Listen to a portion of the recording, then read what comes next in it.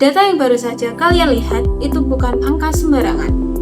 Lebih dari 462.000 kasus kecelakaan kerja tercatat di Indonesia. Salah satu penyebab utama diantaranya lingkungan kerja yang tidak terpantau dengan baik, seperti suhu tinggi, kebocoran gas, potensi kebakaran, serta pencahayaan buruk. Semua itu masih dicek secara manual. Hasilnya, bahaya lambat terdeteksi. Dari kondisi itulah, kami mulai bertanya apakah ada cara untuk memantau lingkungan industri secara otomatis dan real time, serta menampilkan hasil pemantauan secara langsung pada handphone. Maka dari itu, kami menciptakan sebuah alat monitoring otomatis yang mampu membaca kondisi lingkungan industri secara real time, sekaligus menyimpan semua data ke Google Spreadsheet dan menampilkannya ke aplikasi mobile. Sistem kami memiliki tiga tingkatan status. Yang pertama ada kondisi aman. Kondisi aman yaitu tidak ada api dan tidak ada kadar gas. Yang kedua ada tingkat waspada, yaitu gas mulai naik dan suhu melebihi ambang batas. Yang ketiga ada kondisi bahaya, yaitu api terdeteksi dan kadar gas mulai tinggi. Komponen dan alat. Yang pertama, ESP32. Ini adalah otak utama pada sistem kami.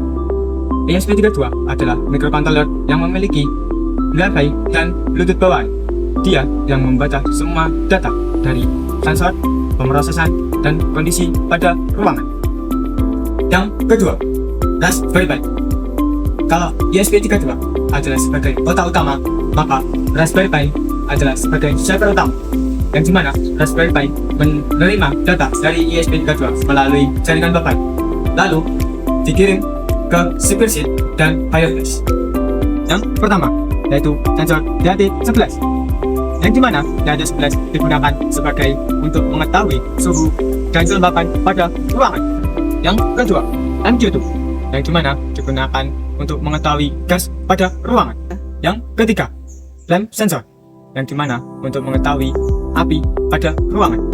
Yang keempat, LDR, yang dimana digunakan untuk mengetahui intensitas cahaya pada ruangan. Yang kelima, buzzer dan lamp. Buzzer digunakan sebagai indikator cara kerja daripada alat kami. Pertama, di sini ada box 1. Setiap box memiliki microcontroller yaitu ESP32. Pada ini adalah box pertama yang dilengkapi dengan sensor DHT dan sensor DHT, sensor LDR, buzzer dan LED. Kemudian di sini ada box 2 yang dilengkapi oleh MQ2, sensor flame, LED dan buzzer. Cara kerja alat kami yaitu pertama dari kedua ESP yang ada pada box ini dikirimkan melalui Raspberry Pi sebagai server, ESP32 tersebut sebagai klien. Data dari ESP32 dikirimkan ke Raspberry melalui jaringan Wi-Fi menggunakan protokol HTTP. Setelah data tersebut diterima oleh Raspberry Pi selanjutnya mengirimkan data tersebut ke di sini ada spreadsheet yang pertama, yang kedua di sini ada Firebase. Pada spreadsheet juga dilengkapi dengan berbagai fitur. Yang pertama ada fitur data harian, yang kedua fitur data mingguan, yang ketiga ada fitur data bulanan. Selanjutnya pada Firebase ini juga dilengkapi dihubungkan dengan aplikasi.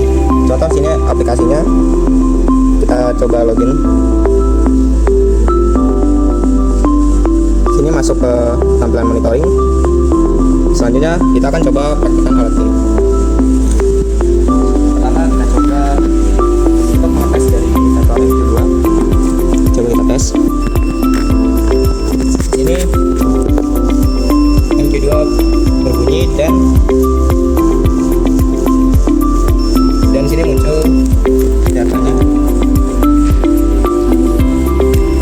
Nah, di sini muncul data MQ2 pada Firebase yaitu sekitar 3.100.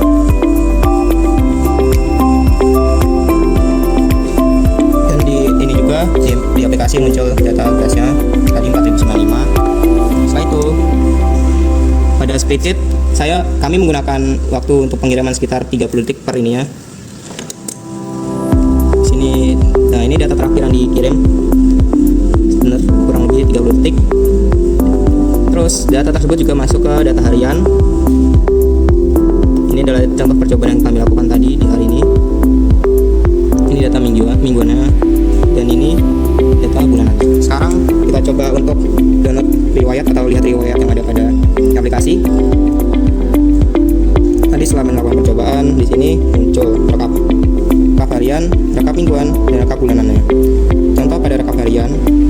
terakhir itu jam 6.07 detiknya 38, statusnya aman dengan, coba kita geser. Di sini kondisi tidak ada api. Terus untuk mingguannya